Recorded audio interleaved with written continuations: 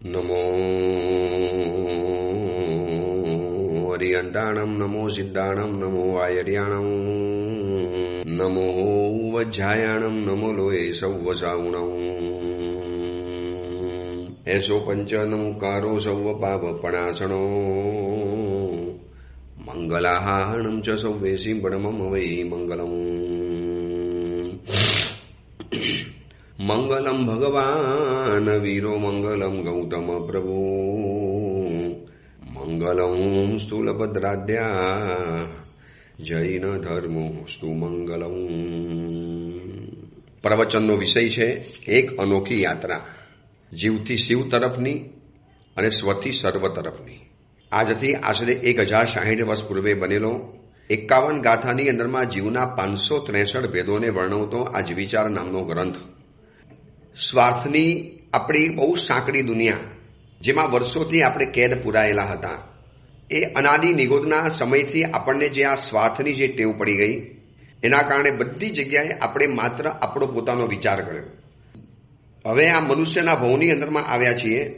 અહીંયા આપણે ઘણો વિચાર કરી શકીએ, ઘણાનું ઘણું કામ કરી શકીએ એવી શક્તિ સામર્થ્ય મળ્યું છે. છતાં પણ એ જે ટેવ પડી ગઈ છે, અસંખ્ય કાલના પરિભ્રમણ દરમિયાન જે આત્મા ઉપર એના જે સંસ્કારો પડી ગયા છે, એટલે આ ભવની અંદરમાં પણ આપણે માત્ર આપણાથી વધારે આગળ નથી વધી શકતા. હું અથવા તો આપણા, જેમાં બધાનો સમાવેશ થાય એવી એક જીવિચારની દુનિયા છે. આ જીવિચારના પ્રવચનો છે. આવા પ્રવચનો કરતાં લગભગ 40 પ્રવચન સુધી આપણે પહોંચીશું વધીને. બસ આ લગભગ 1 કે 2 પ્રવચન હવે આ જીવિચાર ગ્રંથના બાકી છે. 563 ભેદોનું વર્ણન આપણે પતી ગયું. હવે જીવોને 5 દ્વારથી વિચારવાના છે. આ 563 ભેદ જોયા જીવોના, એના વિશે 5 દ્વાર, લગભગ આ છેલ્લું ચેપ્ટર. હવે આના પ્રવચન 1 અથવા તો વધીને 2, કદાચ આજનું છેલ્લું પ્રવચન ન થાય તો આવતીકાલનું આ જીવિચારનું છેલ્લું પ્રવચન.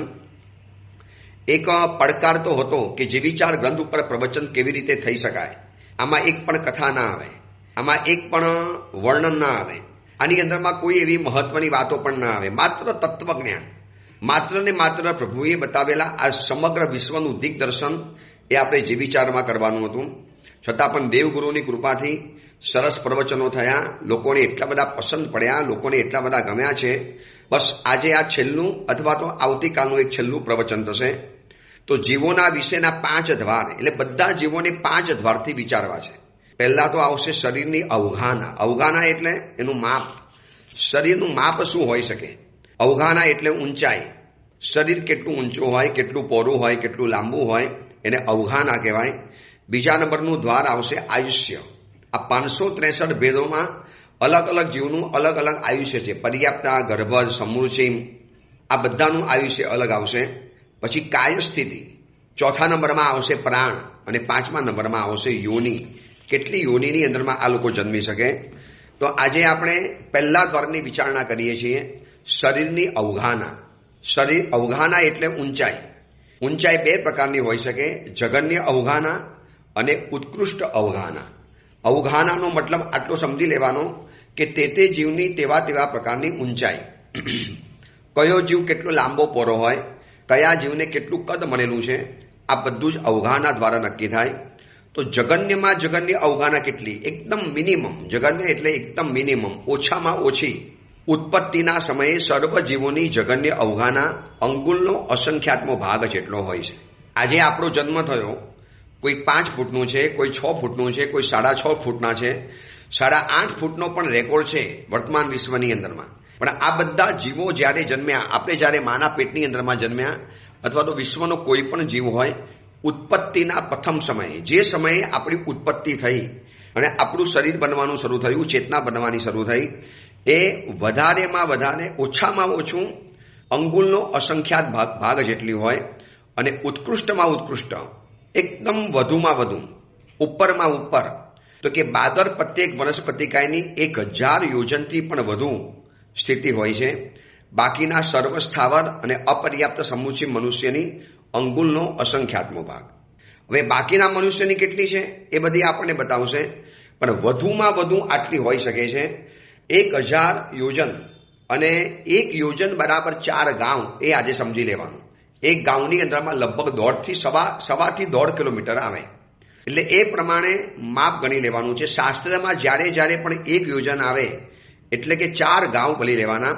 પછી ઉચ્છેદાંગુલ, પ્રમાણાંગુલ, આત્માંગુલ એ બધી વાતોથી કદાચ માપ થોડું બદલાતું હોય, પણ જનરલથી ઉચ્છેદાંગુલ, પ્રમાણાંગુલ અને આત્માંગુલ એની વાત તમે જરા આગળ વિષય આવશે ત્યારે બતાવી દઈશ.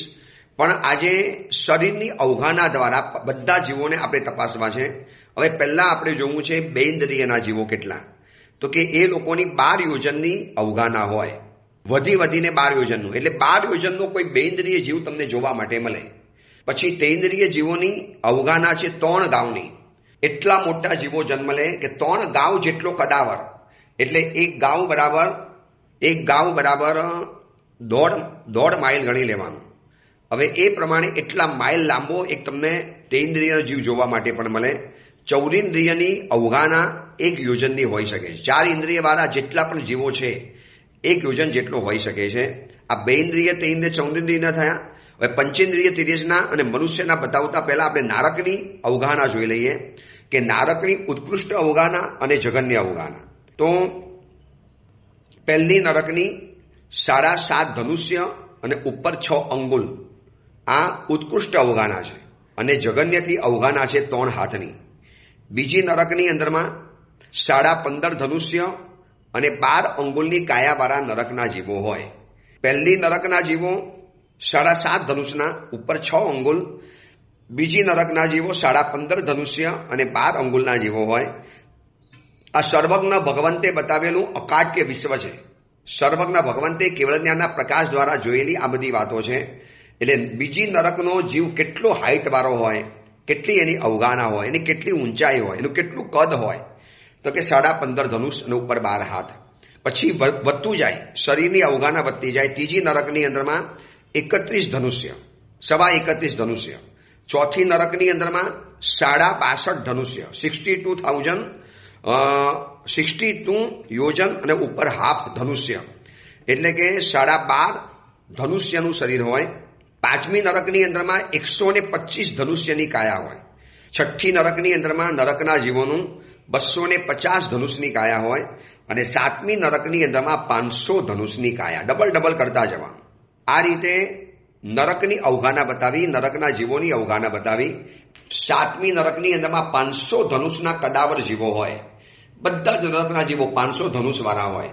આ બધામાં નરકની જે અવગાહના બતાવી છે, હવે કોણ જોવા ગયું? આવું કરે આપણને મનમાં ડાઉટ થાય. કેવી રીતે ખબર પડી કોણ જોવા ગયું? તો કે તીર્થંકર ભગવંતો પાસે જે જ્ઞાન છે, સર્વજ્ઞતાની જે ડિગ્રી છે, એ ડિગ્રીની અંદરમાં પરમાત્માને આ બધું સ્પષ્ટ દેખાતું જાય. એ લોકોને દૂરબીનની જેમ આ બધું સ્પષ્ટ દેખાય. હવે પંચેન્દ્રિય તિર્યંચની અવગાહના જાણી લઈએ. ગર્ભજ જલચર એની 1000 યોજનની અવગાહના. ગર્ભજ ઉર પરિસર્પ જીવો હોય, આ બધાની 1000 યોજનની અવગાહના હોય. ગર્ભજ ભુજ પરિસર્પ એની 2 થી 9 ગાંવની અવગાહના હોય. ગર્ભજ ચતુષ્પદ એની 6 ગાંવની અવગાહના હોય. હવે આજે ગર્ભ ચતુષ્પદની જે વાત બતાવે છે ને, તો વચલા સમયની અંદરમાં ડાયનોસોરની બહુ વાતો ચાલતી હતી. ડાયનોસોર માટે મૂવી પણ આવી ગઈ. ડાયનોસોરના રમકડા પણ વેચાઈ ગયા. અને જ્યારે જુરાસિક પાર્ક નામની એક મૂવી આવી હતી, એમાં ડાયનોસોરનો આખું જે વૃત્તાંત બતાવવામાં આવ્યો હતો, તો લોકોને થતું હતું કે આટલા બધા કદાવર જીવો હોય. તો પરમાત્માનું આ તત્વજ્ઞાન પહેલેથી બતાવીને ગયું છે કે ગર્ભજ ચતુષ્પદ એ ડાયનોસોર 4 પગવાળા હોય, ગર્ભજ હોય અને 6 ગાંવની એ લોકોની અવગાહના હોય. વિચારી લેજો, 6 ગાંવ એટલે એક ગાંવ બરાબર 1.5 કિલોમીટર. એટલે આ હિસાબે 17 થી 18 થી 20 કિલોમીટર લાંબા જીવો હોય. જો આ ડાયનોસોર અને જુરાસિક પાર્કમાં તો હમણાં રિસર્ચ કર્યું છે, પરંતુ આ પરમાત્માનું તત્વજ્ઞાન તો પહેલેથી આ બતાવીને ગયું કે આટલા મોટામાં મોટા જીવો હોઈ શકે. બધા જ આવા હોય એવું નથી કહેતા, પણ આટલા જીવો હોઈ શકે. અને એમ કહેવાય છે કે એ જમાનાની અંદરમાં એ લોકો એમ કહે છે કે પછી ઉપગ્રહ પડ્યો અને ભૂકંપ આવ્યા અને એવા જીવો ખતમ થઈ ગયા. તો જેમ જેમ ઔષધ પીણી આવતી ગઈ એમ જીવોના આયુષ્ય, કદ વગેરે ઘટતા જાય. તો ગર્ભજ ખેચર એની અવગાહના છે 2 થી 9 ધનુષ્યની. ગર્ભજ ખેચર પંખીઓ 2 થી 9 ધનુષના હોઈ શકે, એટલા મોટા પંખી હોઈ શકે. સમૂર્છિમ જલચર 1000 યોજનની અવગાહના. સમરૂચિમ ઉર પરિસર 2 થી 9 યોજનની અવગાહના, સમરૂચિમ ભુજ પરિસર જે 4 પગે ચાલે, ભુજ પરિસર 2 હાથ દ્વારા જે ચાલતા હોય એવા લોકોની 2 થી 9 ધનુષની કાયા હોય, સમૂર્છિમ ચતુષ્પદ 4 પગે ચાલનારા જીવો એની 2 થી 9 ગાઉની અવગાહના અને સમૂર્છિમ ખેચર એની 2 થી 9 ધનુષની અવગાહના. ઉત્કૃષ્ટ અવગાહનાવાળા માછલા વગેરે સ્વયંભૂ રમણ સમુદ્રની અંદરમાં હોઈ શકે છે. અને સર્પ, ગરોલી આ બધા જે મોટા મોટા જે કદાવર જીવોના જે માપ બતાવ્યા એ બધા અઢી દ્વીપની બહાર હોય છે. હાથી વગેરે દેવકુરુ અને ઉત્તર કુરુની અંદરમાં એટલા મોટા પ્રમાણવાળા હાથી વગેરે હોય છે. આપણને જે ડાયનોસોર જોવા માટે મળ્યા, ડાયનોસોરના આજે જે હાડપિંજર જોવા માટે મળે છે, તો કે એ જમાનામાં પુરુષોની અને લોકોની પણ એટલી હાઈટ હતી. તો એ જમાનાની ગરોરી કે એ જમાનાની કીડી કે એ જમાનાના જીવો એ પણ એટલા લાંબા જ હોય. હવે મનુષ્યની અવગાહના કેટલી?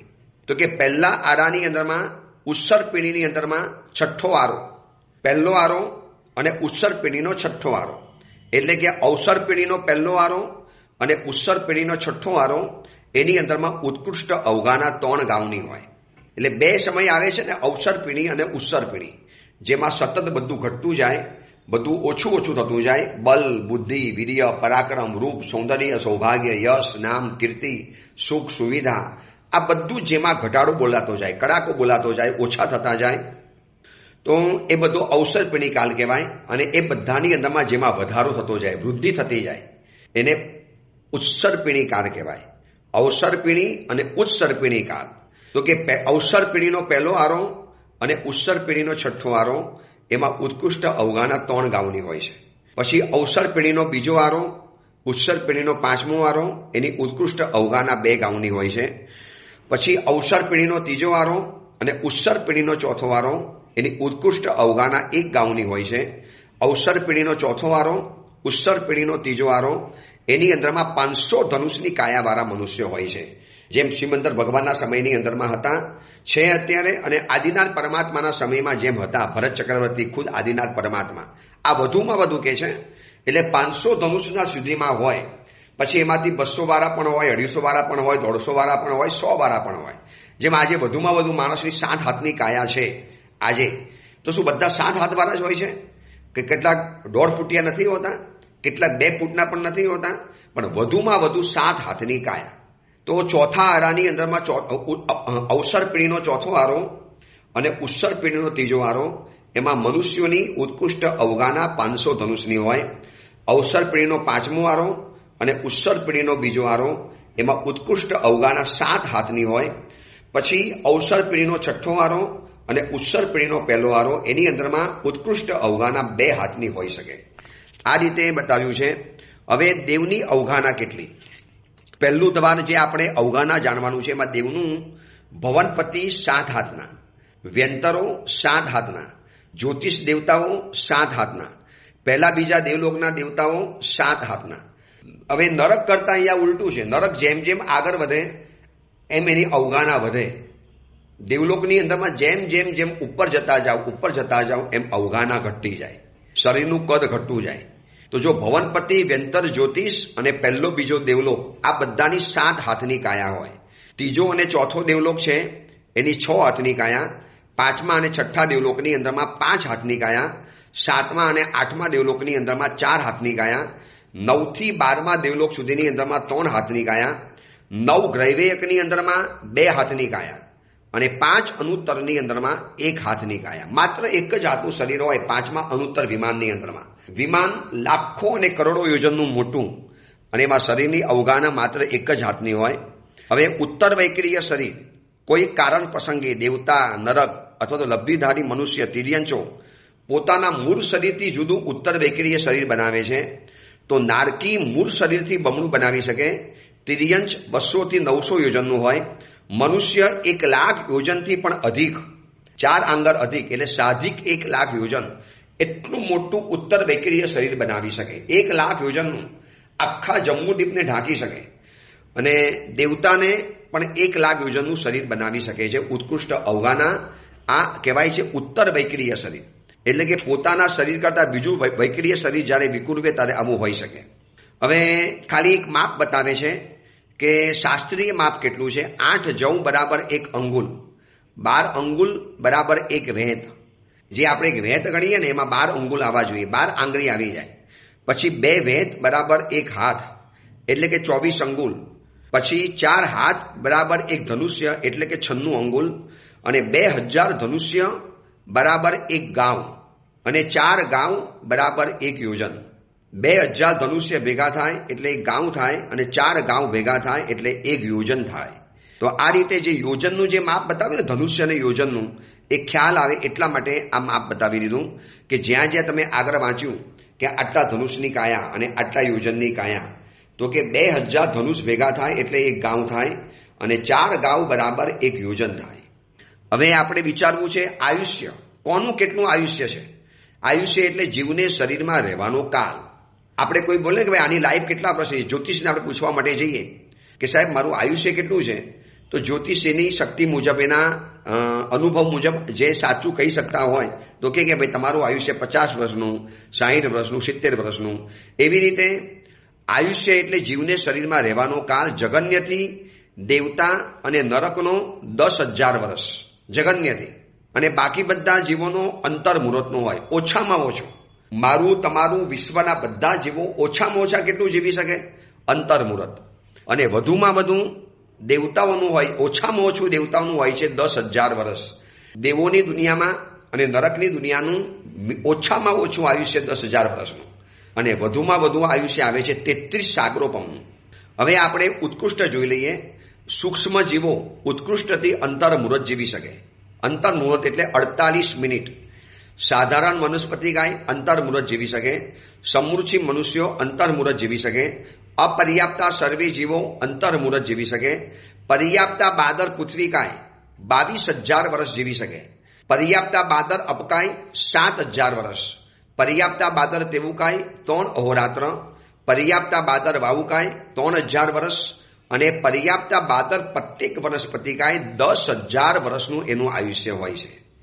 હવે બેઇન્દ્રિય છે વધુમાં વધુ 12 વર્ષ જીવી શકે. તૈન્દ્રિયના જીવો 49 દિવસ અને ચૌરિન્દ્રિયના જીવો 6 મહિનાથી વધારે જીવી ન શકે.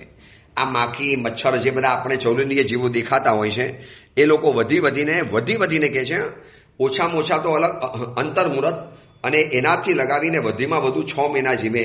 કોઈ મહિનો, કોઈ 15 દિવસ, કોઈ 2 મહિના, કોઈ 1.5 દિવસ, જે પ્રમાણે હોય એ પ્રમાણે. હવે નરકની આયુષ્યની વાત બતાવે છે.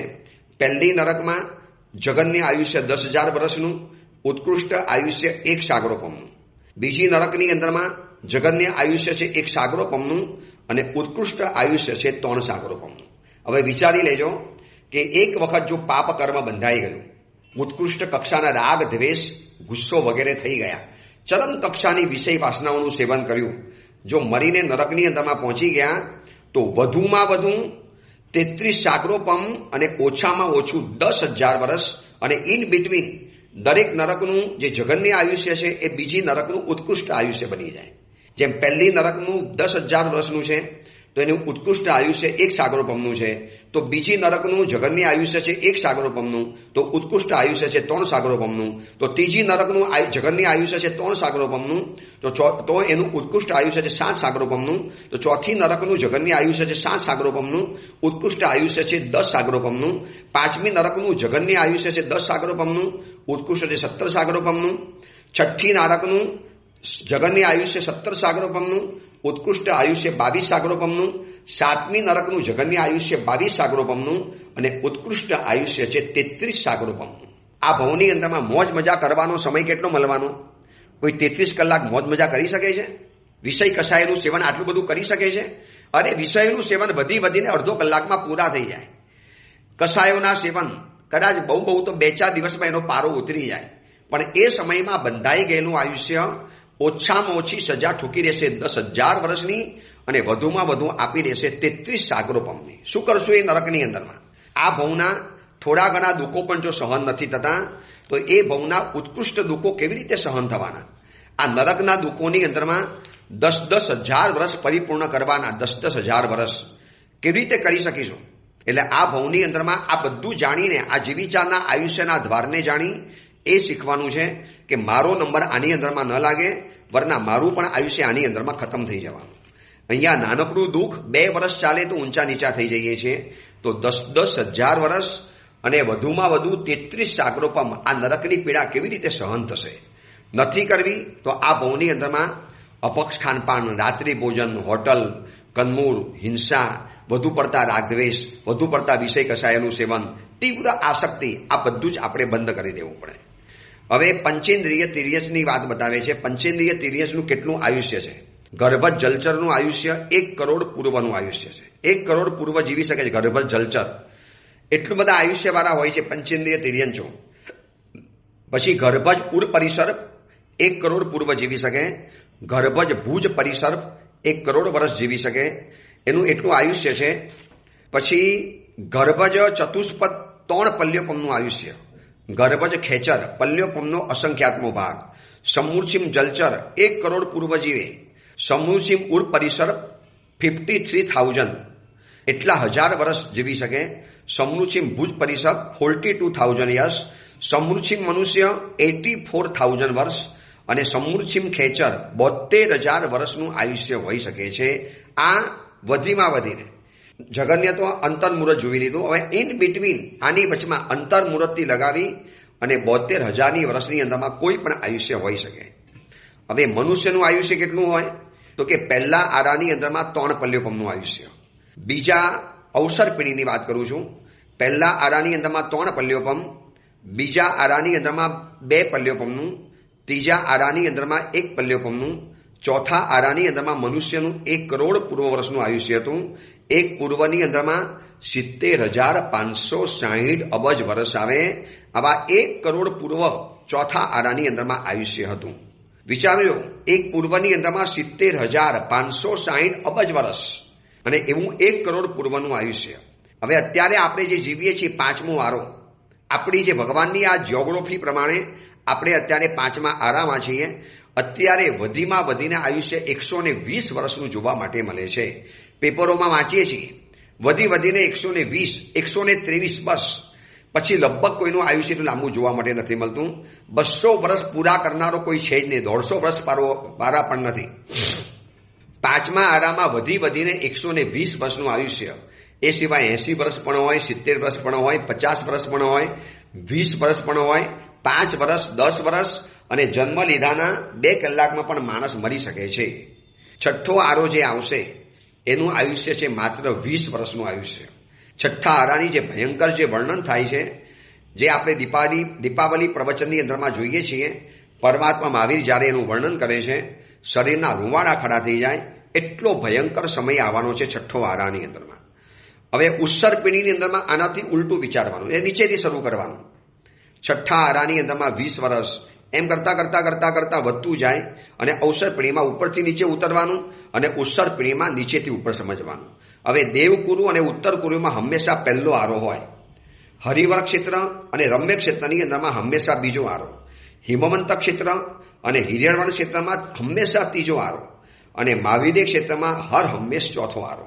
ખાલી આપણે આ જે ભરત ક્ષેત્રમાં જન્મ્યા અને ઐરવ ક્ષેત્રની અંદરમાં ગાતકી ખંડમાં આ બધાની અંદરમાં સમયના ફેરફાર થયા કરે. આ બધી જગ્યામાં યથાવસ્થિત કાલ, ચોથો તો ચોથો જ આરો. તો આ પ્રમાણે સમજવાનું. હવે દેવતાઓનું આયુષ્ય, ભવનપતિનું ઓછામાં ઓછું આયુષ્ય છે 10,000 વર્ષનું અને ઉત્કૃષ્ટ આયુષ્ય છે સાધિક 1 સાગરોપમ. આટલું બધું આયુષ્ય.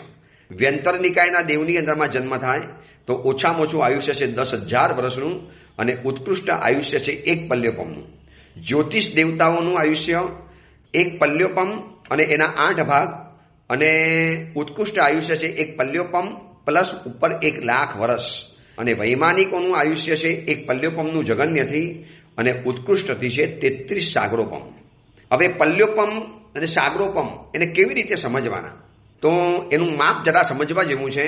આ પલ્યોપમ સાગરોપમ આજે ખર્વ, નિખર્વ, મહાપર્વ, પર્વ, પછી અધ્ધ, નિધત્ત, આ બધું કરતા કરતા કરતા કરતા સૌથી છેલ્લે આવે છે સાગરોપમ અને પલ્યોપમ.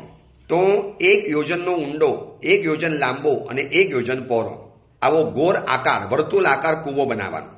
1 યોજનનો ડીપ, 1 યોજનનો ચોળો અને 1 યોજનનો લાંબો આવો ગોળ કૂવો બનાવવાનો અને એમાં યુગલિકના મનુષ્યોના માથાના વાળ એટલા ભરવાના એવા ઠાંસી ઠાંસીને ભરવાના, એની ઉપરથી ચક્રવર્તીની સેના પસાર થઈ જાય તો પણ એને દબાય નહીં. એકદમ નક્કર પથ્થર કેવો હોય, લોખંડ કેવું હોય, એકદમ નક્કર. આખા હાથી ઉભા રહી જાય તોય લોખંડમાં ગોબા ના પડે, એટલું નક્કર ભરી લેવાનું.